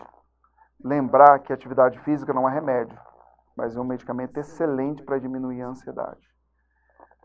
Yoga, meditação. Agora, se a pessoa não tem tempo para fazer isso, e é muito prático, existe um arsenal terapêutico enorme para a pessoa. E ninguém é ansioso porque quer ser ansioso. Ninguém acorda e vai falar, hoje eu vou ser zen. Oi, bom dia, mundo. Oi, sol. Oi, lua. Tá tudo bem? Não. A pessoa é ansiosa porque ela nasceu ansiosa. Né? Ela pode fazer terapia, mas ela pode usar a medicação. Né? Ela vai ter uma qualidade de vida melhor. O ansioso sofre. Ele quer fazer tudo ao mesmo tempo agora. Né? E o tratamento do excesso de peso, a gente tentar fazer uma coisa de cada vez. Você primeiro combate o erro alimentar, depois você aprende a comer melhor. Primeiro você combate o sedentarismo, depois você faz uma atividade física, depois você vai fazer um exercício físico. Você não pode querer sair fazendo mais de 10 mil passos por dia, que você vai estar acima do peso e vai ter uma lesão osteomuscular. Você não pode querer perder peso rápido num período curto. Então é assim, né? A ansiedade, se eu não tratar efetivamente a ansiedade do meu paciente, ele não tem sucesso no tratamento do excesso de peso. O que fazer com a ansiedade? Então é isso. Entende? Isso que eu acabei de falar. Ou a gente faz yoga, ou faz uma terapia, ou faz uma atividade física para reduzir, ou usa medicação. Ah, eu sou contra o remédio. Como que alguém pode ser contra algo que vai fazer bem para o paciente? Do ponto de vista ético e científico, a pessoa melhora. Eu já fui contra, eu já fui contra a cirurgia bariátrica. Mas sabe, quando a pessoa tem obesidade mórbida, que ela tem um IMC acima de 40, sabe, quando eu faço o tratamento clínico, medicamentoso, dieta e exercício físico, sabe quantos por cento resolve? 2%. Como é que eu vou fazer uma proposta terapêutica que falha em 98% dos casos? É injusto com a pessoa. E o obeso mórbido, ele desenvolveu uma capacidade de armazenar gordura e de manter E aquele tecido gorduroso se torna um tecido endócrino. Não é só uma capa de gordura, produz um monte de hormônios contrarreguladores que impedem ele de emagrecer. Tem um monte de hormônio, leptina, glucagon, insulina, grelina, né? E a pessoa produz esses hormônios e a pessoa acha, eu sou gordo porque eu sou safado, sem vergonha, não tenho força de vontade. Não é. O obeso mórbido, ele precisa muitas vezes da cirurgia bariátrica como um meio de aumentar e melhorar a qualidade de vida dele. Eu não posso ser contra algo que vai ajudar meu paciente. O meu preconceito não pode ser maior que a minha responsabilidade como médico. É tudo menos, né? Diminuir a expectativa em relação à comida. A pessoa acha que um desejo satisfeito por uma comida, no outro dia gera saciedade. Eu vou dar um exemplo. A pessoa vai começar uma dieta e ela fala, não, hoje eu vou fazer despedida. E daí ela vai lá no rodízio, porque ela está com vontade de comer massas. Aí passa 2, 3 dias, ela tem vontade de comer sushi. Aí passa 2, 3 dias churrasco, 2, 3 dias doce. Então, o sucesso no tratamento do excesso de peso é quando a gente diminui nossa expectativa em relação à nossa felicidade relacionada à comida. E isso a medicação ajuda. A gente não entende. O centro da fome e da saciedade no ser humano está numa área muito primitiva do nosso cérebro, chamada hipotálamo. É mais primitiva que a nossa razão. Existem algumas coisas que estão fora do controle da nossa razão, Cristiane. Por exemplo, você não consegue parar de respirar por mais de 10 minutos, por mais determinado e força de vontade que você tenha. Vai acumular gás carbônico no seu sangue e vai lá no centro, no bulbo, no centro da respiração e você vai respirar. Você pode não querer viver. Você pode trancar a respiração, que você vai respirar. A fome não é tão primitiva quanto a respiração, mas é mais primitiva que a nossa razão. Eu estava aqui, nesse local. Aqui era a psiquiatria da Santa Casa. Eu fazia aqui o estágio quando o professor Gilberti chegou e falou, Sandro, você acha que força de vontade é o suficiente para você conquistar tudo na vida? Eu falei, eu acho, mas não é. E ele me deu um exemplo que aconteceu comigo. Eu estava vindo de Bonito com meu filho, com a namoradinha dele na época, estava vindo de Bonito e furou o pneu do carro. Eu sabia trocar, queria trocar e precisava trocar. Mas eu não tinha um macaco. E nem a chave de roda. Eu tinha emprestado para o meu amigo Juarez. Por mais força de vontade que eu tenha, eu não ergo um carro sozinho. Eu posso ser a pessoa mais determinada do mundo. Eu não consigo desparafusar com a minha mão a chave de roda. Eu preciso de um instrumento adequado para fazer isso. Sem um instrumento, eu não consigo. Então, um profissional de saúde, a medicação, muitas vezes, é um instrumento útil para eu conseguir trocar o pneu do carro e para o obeso conseguir emagrecer. É um ótimo instrumento. O que não pode é o obeso depositar toda a expectativa do tratamento dele em cima de um comprimido. Ele não vai ter sucesso no tratamento. Verdade. Aqui, nós estamos com a última pergunta aqui, ó.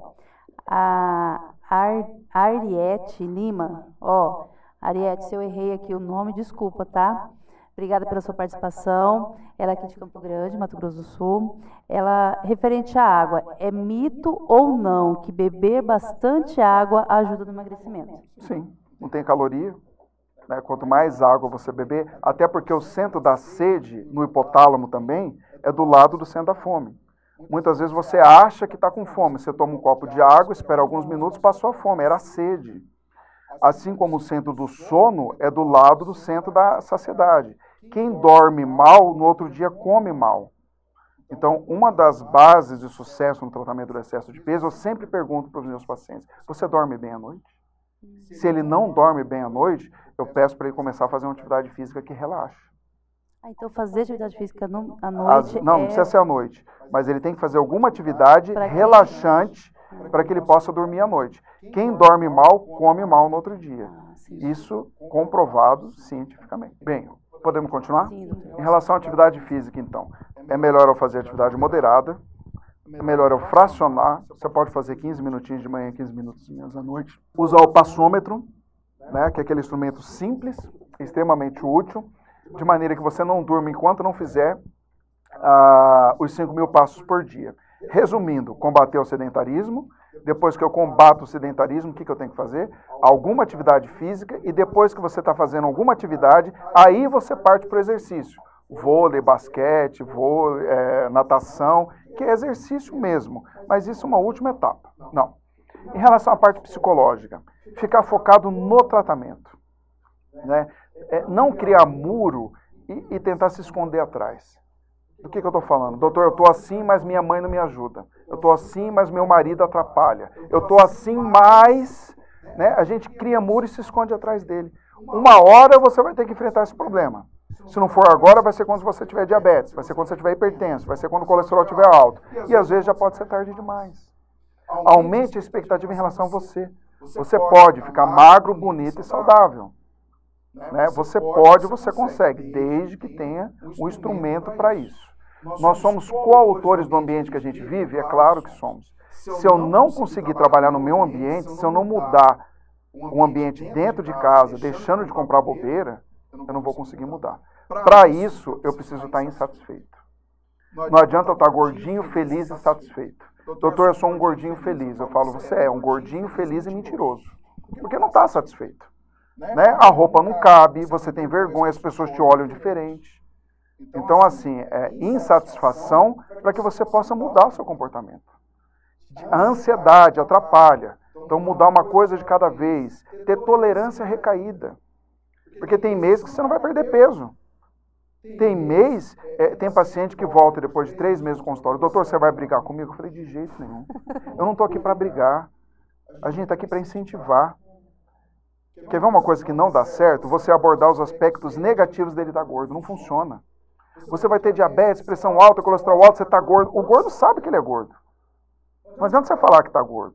Então, a partir de hoje, você quer ter sucesso no tratamento, foque nos aspectos positivos de você ser magro, bonito e saudável.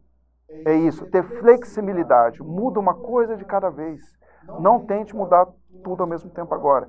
O problema é que pouquíssimas pessoas estão de fato dispostas a mudar. A grande maioria quer a recompensa de um corpo bacana, quer a recompensa de uma vida melhor, mas não abre mão do jeitão errado de sempre. Vários pacientes chegam no consultório, doutor, o senhor passa um plano de alimentação aí para mim, mas o senhor põe a cerveja no final de semana, o senhor coloca a feijoada, porque eu não vou abrir mão disso. A pessoa não quer abrir mão do prazer. É um sacrifício, Cristiane? Claro que é. Mas todo sacrifício tem sua recompensa. E no nosso caso, o bem mais precioso que a gente tem, que é a nossa saúde. Não tem. Com a saúde você pode brincar, você pode brigar, você pode discutir. Sem saúde você não consegue nem discutir. Agora, lógico que eu não vou falar aqui sobre medicamentos, porque existe um monte. Mas tem uma coisa específica sobre medicamento que eu preciso falar. Se você for começar um tratamento medicamentoso, o mais importante é o tempo de tratamento. Não importa qual for o remédio. Não interessa. Como que funciona? Vamos supor que você comece um tratamento comigo. Demore 6 meses para você atingir o peso ideal. Daqui a 6 meses você está magra, bonita e satisfeita com o teu corpo. E saudável. Olha só. Tomando medicamento. São mais 6 meses magra, que eu não posso mexer na dosagem do remédio. Mas ninguém quer tomar remédio para emagrecer estando acima do peso. Imagina você chegar no consultório e eu vou falar, Cristiane, não está na hora de separar. Agora você está entrando na fase mais difícil do tratamento, que é a fase de manutenção. Perder peso não é difícil, ficar magro pro resto da vida é difícil. Então, 6 meses perdendo, 6 meses mantendo, E depois de 1 ano de tratamento, eu vou fazer uma tentativa de retirada, que vai demorar mais 6 meses. Está usando 30 miligramas, no outro mês, estou chutando, tá? Eu baixo para 25. Manteve peso? 20. Manteve peso? 15, 10, 5 em dias alternados. Eu vou fazer o desmame. Demorou 1 ano para você atingir o peso ideal, é mais 1 ano magra, que eu não posso mexer na dosagem, ou seja, são 2 anos de tratamento. E aí eu vou fazer 1 ano de tentativa de retirada, 3 anos de tratamento. E às vezes as pessoas recebem alta, em algum momento na vida elas voltam a ganhar peso, aí voltam com tratamento. Eu saí da casa dos 100, 90, 80 quilos fazendo o processo de reeducação de comportamento e usando a medicação. Hoje eu não uso mais, mas se eu volto a ganhar peso, eu volto a usar a medicação. Eu prefiro ter a humildade de colocar um comprimido, tomar, do que voltar a pesar mais de 100 quilos de novo. Para isso, você tem que jogar sua soberba embora. Tem que ser humilde. Para isso, eu preciso reconhecer que eu não consigo sozinho. Para isso, eu preciso entender que eu estou diante de uma doença grave. Senão, eu não vou me submeter a um tratamento. A Cleide, aqui de Campo Grande. Cleide, obrigada pela sua participação aqui com a gente. Ela gostaria de saber sobre comer tarde da noite e dormir em seguida. Faz com que o organismo não digere o alimento?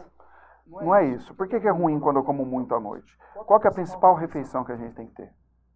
O café da manhã. Aprendi, gente, é o café. Depois, o almoço. Por último, quando a gente come muito tarde da noite, ou algumas pessoas têm um transtorno do comer compulsivo e tem tratamento para isso, ou transtorno do comer compulsivo noturno, que algumas pessoas acordam de madrugada e atacam a geladeira. E não é algo que está dentro do controle dela. Existe tratamento para isso também.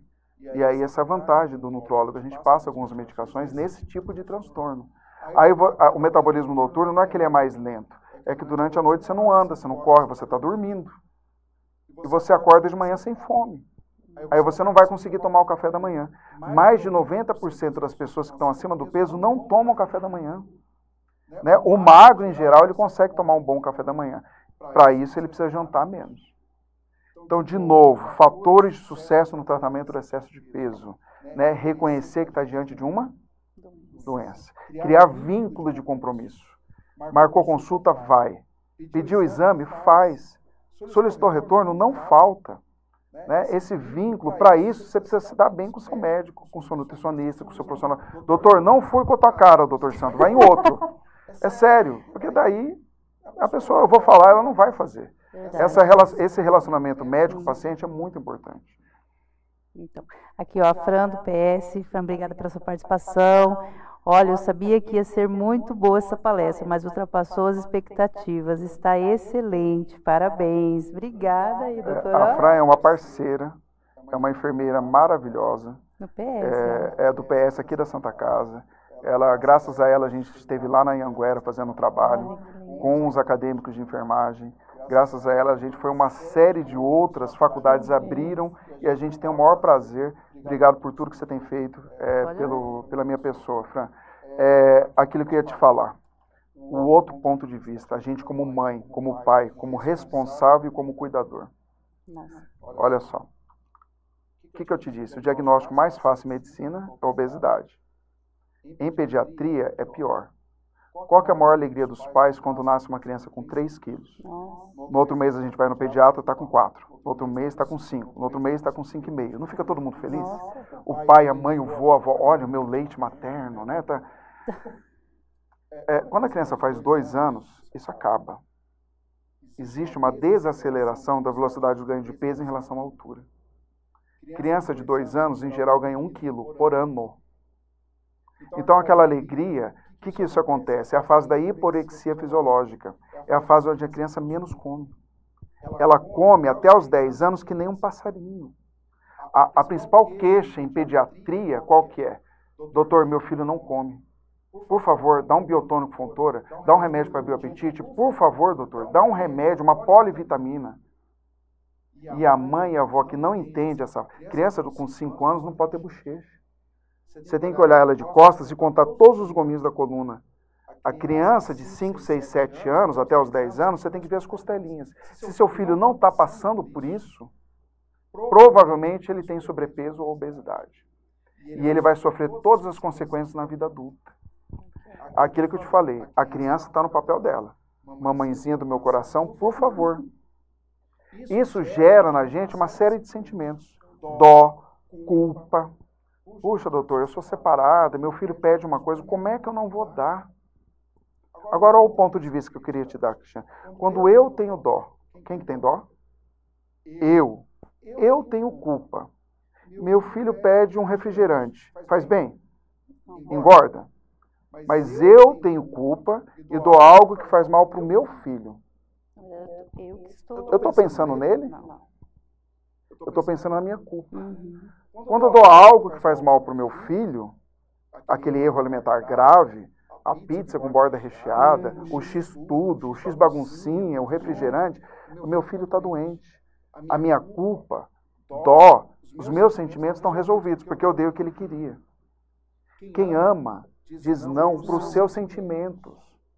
Você está dizendo não para você mesmo. Uma atitude de amor com seu filho, que está acima do peso. Essa é a atitude mais nobre que existe. Esse é o amor real.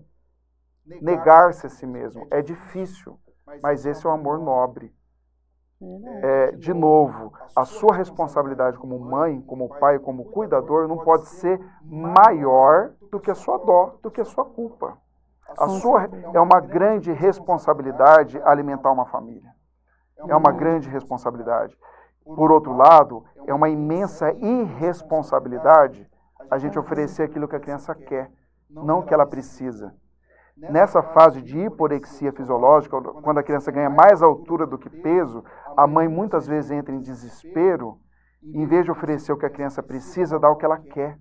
Entra o erro alimentar grave, porque a mãe prefere ver uma criança tomando uma mamadeira com 5 anos ou comendo uma bolacha do que comendo nada. Doutor, pelo menos ela comeu biscoito. Já é alguma coisa, né? Não, é um erro grave. Então você não dê aquilo que a criança quer. Ela vai ficar com fome. Ninguém passa fome. Se a criança sentir fome, se tiver pedra, ela come pedra. Né? Então, assim, passa um tempinho. Ah, doutor, e a criança faz birra. Ela sabe que vai ganhar. E às vezes ela tem 5 anos, manipula pai, mãe, vô e vó. E a gente se deixa manipular. Porque tem os dois lados da moeda. Então, a atitude em amor de pai, de mãe, de vô e de vó. Né? Vamos dar aquilo que é saudável. Quando a gente faz o certo, todo mundo sai ganhando. Com certeza. Quando a gente faz o errado, todo mundo sai perdendo.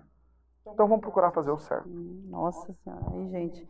Ó, a Ariete Lima, aqui de Campo Grande, né, de Mato Grosso do Sul, colocou aqui. Doutor, por que alguns remédios, tipo Sibutramina, dá muita dor de cabeça? Sibutramina? Sibutramina. Sim. Algumas pessoas têm dor de cabeça com sibutramina. Né? É muito individual. Tem pessoas que têm receptores para sibutramina e no primeiro mês é normal ter dor de cabeça e quando para de tomar também. Um dos efeitos colaterais da sibutramina é deixar a boca seca. Algumas pessoas têm um pouquinho de constipação intestinal, mas para você não usar é menos de 1% dos casos. É uma boa medicação, porque ela é termogênica, ela acelera o metabolismo e ela age no centro da saciedade. Com a sibutramina, a pessoa come um pouquinho e já se sente satisfeita. Tem pessoas que não podem usar. Eu tenho alguns professores, pacientes, que são diretores de escola, que tomam a sibutramina e ficam mais calmos. E eu tenho outros pacientes que não. Que tomam a sibutramina e ficam bravos. Eu tive um que ficou tão irritado que ele desceu do carro para brigar com o vizinho. Olha só. Levou uma surra do vizinho. Eu tive que cortar a sibutramina dele porque ele chegou com olho roxo no consultório. Agora, a maioria não. Sabia que a sibutramina foi criada e não era para perder peso? Ele foi usado como a fluoxetina sertralina. Era uma medicação que era usada para a pessoa como ansiolítico. Só que as pessoas usavam e perdiam peso. Usavam e perdiam peso. Opa, vamos usar essa medicação para perder peso. O topiramato é a mesma coisa. É uma medicação usada para quem tinha enxaqueca. Porque ele estimula neurônios que inibem a dor de cabeça. Mas numa boa parte da população estimula neurônios que inibem a fome. E a gente começou a usar, porque quem tinha enxaqueca ficava sem enxaqueca e perdia peso. Opa, por que a gente não usa? Nenhuma medicação foi criada para perder peso. A bupropiona é uma medicação usada para quem queria parar de fumar. Qual que é o principal efeito colateral de quem para de fumar? Comer e engordar. as pessoas usavam bupropiona, paravam de fumar e emagreciam. Opa, vamos usar no auxílio de quem é ansioso e quer perder peso. Então, assim, é um arsenal muito grande que hoje a indústria tem para ajudar o obeso a perder peso. Nossa. Aqui, ó, a Fran está falando, ó, eu que agradeço a parceria dele. E 2020 nós vamos prosseguir com parceria. Um grande abraço. Ao Guilherme também. Outro maior, junto com o Guilherme. Aqui também, ó, a Célia de Campo Grande. Obrigada, Célia, pela sua participação. Podemos tomar chás para ajudar com a dieta? Sim, né? O chá não tem caloria, né? É bom. Alguns chás realmente são termogênicos, né? O que não pode usar é como antídoto. Né? Você comer uma lasanha sozinho e tomar o chá branco depois. Não, não vai resolver. Né? Não vai. Agora, o chá é até melhor que o café. É um bom alimento, o chá. Então, pode usar no dia a dia. Então, aqui está a Jéssica também. Jéssica, obrigada pela participação. É daqui de Campo Grande. Por que alguns médicos não gostam de receitar essa glutamina? Um que não está acostumado. A gente tem receio. Sim. O que aconteceu com a sibutramina? Quando a sibutramina não tinha quebrado a patente, era uma medicação muito cara. Só artista usava. Custava 400, 300 reais uma caixinha. Nessa época, eu recebia amostra grátis. E eu dava para os meus pacientes. Olha só. Com o tempo, a indústria farmacêutica é terrível também, né? Quebrou a patente, hoje você compra a sibutramina por 30 reais, não tem mais interesse. Aí a própria indústria falou, não compra mais a sibutramina que faz mal. Compra esse novo aqui, que custa 400 reais. Esse é bom. Daqui a 2, 3 anos vão quebrar a patente. Aí ele vai começar a fazer mal. Você entendeu? É lógico, não são todas as pessoas que podem usar a sibutramina. Hipertenso, com arritmia que não está controlada, não pode usar. Mas a gente sempre pergunta. Alguns efeitos colaterais, algumas pessoas ficam muito irritadas. Não é porque você usou uma vez que você vai ter uma sequela para o resto da vida. Usou, não fez bem, para. Doutor, eu usei e para mim não fez nada. Aumenta a dose. Associa com outra medicação. Usa outro remédio. A gente não pode parar na primeira tentativa. Né? Algumas pessoas, por exemplo, existe uma medicação nova, à base da liraglutida. Tem gente que usa a dose mínima e fica 2, 3 dias sem comer nada. Nossa. Tem outras pessoas que usam e não perde nem meio quilo. Então é individual isso.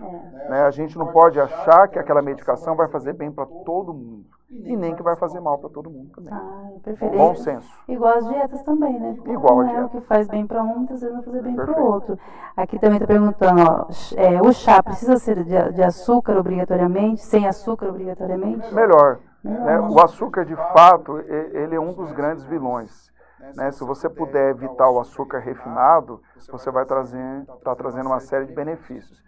Né? Se você puder usar o açúcar orgânico, melhor. Se você puder melhorar o seu paladar, a ponto de conseguir sentir o gosto da fruta, o gosto do chá sem adição de açúcar, você vai melhorar. Com o tempo você consegue isso. No começo você vai sentir falta, mas é como se fosse uma síndrome de abstinência. A pessoa sente falta do açúcar. Com o passar do tempo, ela vai sentir mal quando colocar o açúcar. Vou fazer uma pergunta bem boba assim para o senhor. Em relação ao café sem açúcar, eu já escutei muito falar que quem toma café sem açúcar são pessoas que têm tendência à psicopatia. Isso tem algum... Não estou perguntando uma coisa que não... Mas é uma lenda urbana, né? Não tem nada a ver. Nada a ver. O café sem açúcar também não é um alimento ruim. É um bom, ele tem uma série de substâncias que podem te ajudar, inclusive na prevenção do Alzheimer, tudo de uma maneira moderada. O excesso de café, como tudo na vida, faz mal. Né? O café sem açúcar é melhor que o café com açúcar. Né? Você quer adoçar alguma coisa na sua vida, você pode, se você está acima do peso ou pré-diabético, você tem que usar adoçante. O stevia, por exemplo, é um bom adoçante. Em excesso, como tudo na vida, faz mal. Né? Não existe aquele alimento ruim, existe uma alimentação ruim. As pessoas querem acreditar que aquele alimento é bom, mas se ele fizer parte de um conjunto de uma boa alimentação, ele vai ser bom. Se ele fizer parte de uma alimentação ruim, vai fazer mal. Não são todas as pessoas que têm capacidade de engordar. Ninguém é gordo porque quer ser gordo. É lógico que a força de vontade ela é fundamental. O obeso precisa estar insatisfeito para ele começar um tratamento. Você ter humildade de procurar um médico. A humildade é fundamental. Colocar um comprimido na boca e tomar, poucas pessoas querem fazer isso. Pouquíssimas. Né? Seja para qual doença for. E as gerações mais antigas têm uma resistência maior. As mulheres têm menos resistência. Eu vejo que muitas... Não, doutor, pode passar um remédio. Eu não ligo. Eu já tentei de tudo. Todas essas dietas que o senhor já falou aí, eu já fiz, doutor. O homem é mais resistente. Até por isso que a gente tem mais viúva que viúva. A gente morre mais. A gente não aceita. A gente não... O homem vai no médico quando está morrendo. Né? Então, eu aprendi na faculdade que a medicina preventiva é mais simples, mais eficiente, mais eficaz e mais barata.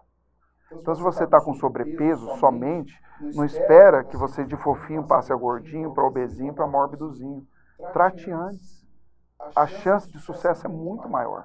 Não veja só o aspecto estético, mas veja a questão da sua saúde. Se não for para você, que seja para sua família. Que seja para os seus filhos. É o bem mais precioso que a gente tem, é a saúde. Tudo que a gente tem aqui nessa terra fica. A única coisa que de fato nossa, que não vai embora quando a gente vai, são nossos filhos. Então que seja por eles. Né? Eu fiz pediatria por conta disso. Eu já fiz pediatria pensando na prevenção de doenças. Eu vi que quando a pessoa está com uma certa idade é mais difícil mudar comportamento. Mas lá no hospital regional, que eu tenho o maior orgulho de ter um trabalho reconhecido no Brasil todo, com muitas famílias, né, que a gente já atendeu, a gente tem a oportunidade de mudar a história daquela geração. Criança indo para o diabetes, para a pressão alta, para o colesterol elevado, para a autoestima lá embaixo. Poxa, e é tão recompensador, é tão gostoso, vale a pena a gente se envolver no tratamento do excesso de peso. Então eu deixo esse recado, né? Mais humildade, menos soberba, procure um profissional capacitado para estar tratando o seu excesso de peso. Né? Eu estou disposto a ajudar. Essa semana eu estive lá na PAI. Que trabalho fantástico, eles já me chamaram, a gente vai começar um trabalho lá ano que vem. Estive junto com a Associação dos Pais, né, amigos de autistas também, que eles têm muita dificuldade pela questão do excesso de peso, tanto no Down como no autista. É um trabalho que eu quero começar a partir do ano que vem. A gente está fazendo um trabalho bacana em empresas também, órgãos públicos. A gente vai lá, faz a palestra, eu odeio dieta, faz a palestra sobre alimentos funcionais. Esse mês retrasado a gente esteve ali no Águas Guariroba. É só chamar, que é com o maior prazer, de uma maneira gratuita, a gente faz esse trabalho de divulgação da medicina preventiva, usando a alimentação como se fosse o seu remédio. E que a partir de hoje você use como remédio, que o seu alimento seja o seu remédio, que o seu remédio seja o seu alimento. Aí é a importância da família, a importância da sociedade, por isso a gente divulgar a nutrologia, os alimentos funcionais, e a importância do poder público. Alguns anos atrás, nós entramos com um projeto de lei na Câmara Municipal de Campo Grande que proibia a venda de alimentos obesogênicos nas escolas. Né? No primeiro momento não foi aceito. A indústria de alimentos foi lá e falou, não, a gente quer continuar vendendo refrigerante, nós queremos continuar vendendo produtos fritos, aqueles cheats, aqueles esquisitos. No segundo momento foi aprovado, o que foi para a gente um ganho enorme. Né? Então eu acho que o poder público tem que enxergar esse problema como uma epidemia, como uma pandemia, e envolvimento da nossa Câmara, do nosso prefeito, do nosso governador, dos nossos deputados, né, aqui em Campo Grande, aqui em Mato Grosso do Sul, no Brasil como um todo. Eu vi uma diretriz agora do ministro da Saúde, o Henrique Mandetta, que proíbe, né, não proíbe, mas ele organiza, abaixo de 2 anos, você não pode ter alimentos processados e nem açúcar. 0 açúcar. Eu já acho, falar com ele para aumentar até os 10, né? Para que só até 2? É que nem quando você cria o Hospital Amigo da Criança. O Hospital Amigo da Criança é proibido entrar mamadeira, proibido entrar chupeta, todo mundo tem que falar a mesma linguagem, a importância da amamentação. Inclusive, a prevenção da obesidade na vida adulta começa durante a gravidez. O controle de peso da gestante. A gestante que ganha muito peso, o risco de ter obesidade é grande. E a gestante que não ganha peso suficiente também.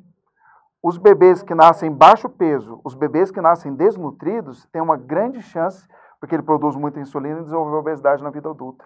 Ou seja, o cuidado tem que ser redobrado. Então, o estímulo ao aleitamento materno, como alimento único até os 6 meses, e estimulado até os 2 anos, é outra medida eficaz de você evitar a obesidade na vida adulta. Então, assim, são vários fatores. O pessoal fala, essa palavra proibir é muito pesada. Não é. A partir do momento que você vê a sociedade, né? Assim como a gente tem uma propaganda maciça contra o cigarro, que todo mundo sabe que faz mal, daqui a pouco a gente vai ter uma propaganda maciça contra os refrigerantes, contra os alimentos obesogênicos e os alimentos processados. Porque a sociedade toda vai sair ganhando.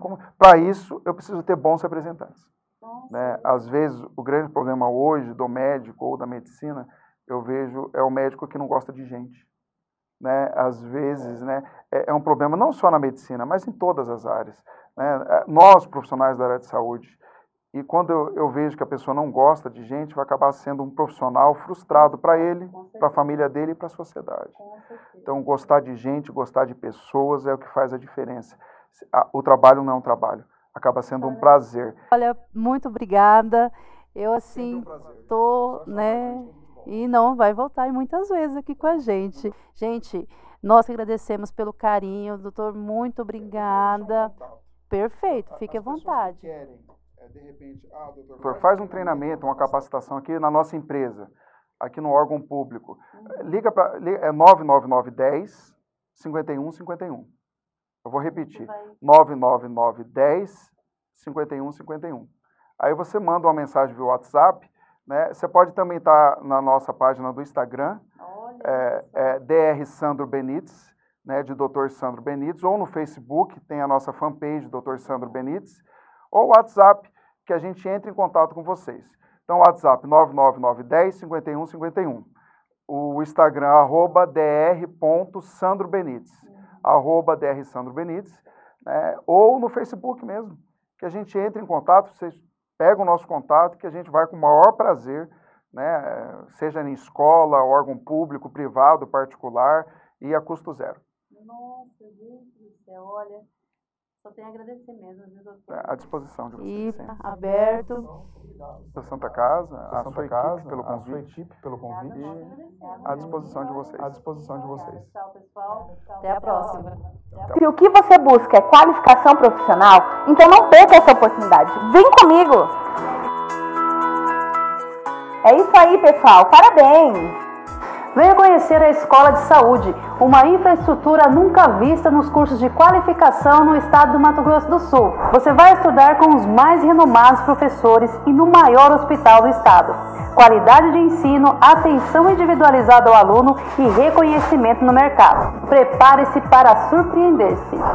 São mais de 30 cursos presenciais e à distância, para lhe tornar o melhor profissional do mercado. Venha para a Santa Casa, aqui a saúde passa pela educação.